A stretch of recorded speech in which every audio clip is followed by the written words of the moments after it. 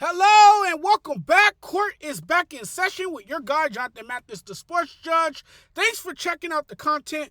Hope your Tuesday is going well. Man's March Madness delivered from early round upsets to the Final Four and title game comebacks.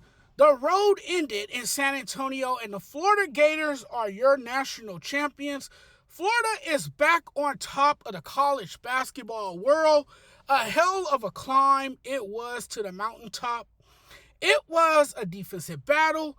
We saw the way both of these teams could bring it all tournament. I did think Florida was the best team in the country, and sure enough, it was quite a journey that ended the way I thought it would. In a game in which they led Houston by 1 minute of time on the clock, a 40-minute game, and Houston led it for 39 minutes.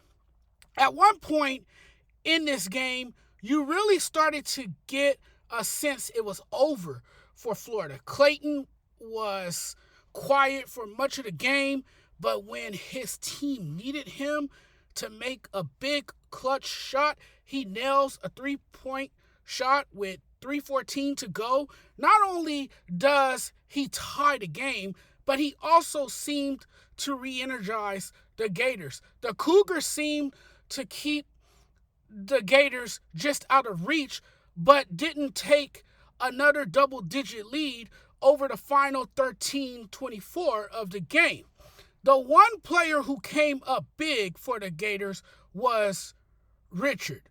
There was something about being on this big stage that brought out the best in Richard. To me, he was the player of this game. Walter Clayton, no doubt, and as he should, was the Final Four MVP. But on this night, Richard was pivotal for a Gators team that didn't have a lot of answers for the Cougars' tough defense early. Without his effort, I'm not sure the Florida Gators win the game. The better team won. Can't take that away from them. Florida completed this epic comeback to beat Houston 65-63 for its first national championship since 2007. That game had me on the edge of my seat. It was quite a finish for the Gators. What a game, a classic for sure for Houston, man. Against a team like Florida, you cannot take your foot off the gas. They're the comeback kids. It's what they do. It's what they did all year. And Todd Golden, only 29 years old, who is the youngest coach to win this tournament since 37-year-old Jimmy Valvino did it at age 42, or 37, 42 years ago. Todd Golden was playing chess. And as they've been doing for the entirety of the tournament, Florida got a grip in the second half, controlled the final minutes of the game on both ends, orchestrated the offense and defense using Walter Clayton's scoring and playing gravity to get what they wanted as he surgically dissected his opponent. Well-executed plays down the stretch. And I think as Clayton got settled in and became more comfortable with his shot, it was game over. It was quite a second half. It was great second half adjustments, less turnovers. Secondly, they moved to off the ball action, so they were moving the ball, less pick and roll. 0 points for Walter Clayton in the first half, just the second time all season that happened. If you told me that he went scoreless in the first half, I would think the Gators were down by double digits. He hits his first field goal with 7:54 left and willed his team to a national championship. And once again, when his team needed him to make plays, he made them. That's what a good player does. He finds a way to help his team win. You knew Kelvin Sampson was going to take Walter Clayton away in that very first possession of the game. He was double teamed and he stood and watched. When you have a guard who is well-rounded, understands what he needs to do in big moments, can get guys open, and when you have bigs that can make plays, they're already a good transition team. You just persevere and find a way to get it done. You can't double team a guy who can actually play the point. He can facilitate, he can shoot, and he can take over games, even if he's having a troubled first half. Think about what transpired in the first half. You look at this game, and there were so many stretches that seemed decisive in the game. Houston was in full control, took a 12-point lead in the second half after a wild sequence that featured a foul on Will Richard, followed by a technical foul on the Florida bench. It all seemed to be going Houston's way until they couldn't finish. The end was surreal and utterly devastating for Houston. Heartbreaking, but a great overall season. Not the way they wanted it to end, but it definitely was one of the greatest seasons in school history. We can't take that from them. They worked really hard all year. Still a successful season and the best in modern history.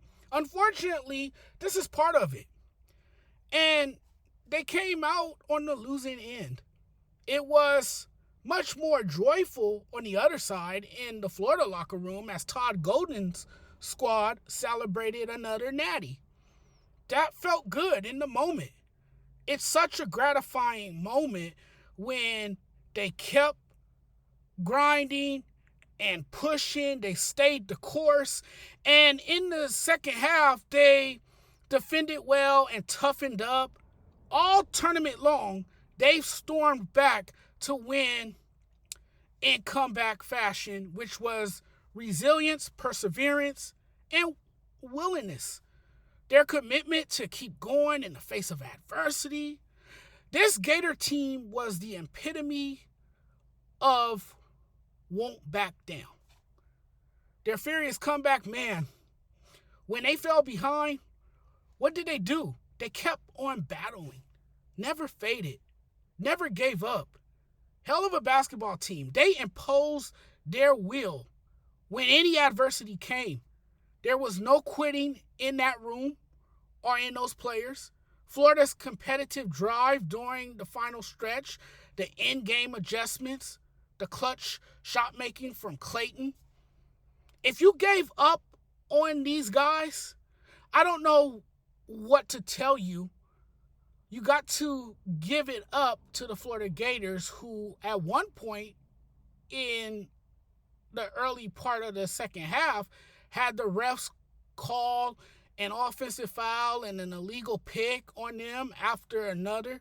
And Houston took those turnovers and turned them into points. And the Florida Gators fell down by 12 points. And just slowly but surely, Florida kept chipping at it as they have done all tournament long. So it was kind of hard to count them out when they had been playing from behind to win games. This team was special. This run was special. And credit to Houston.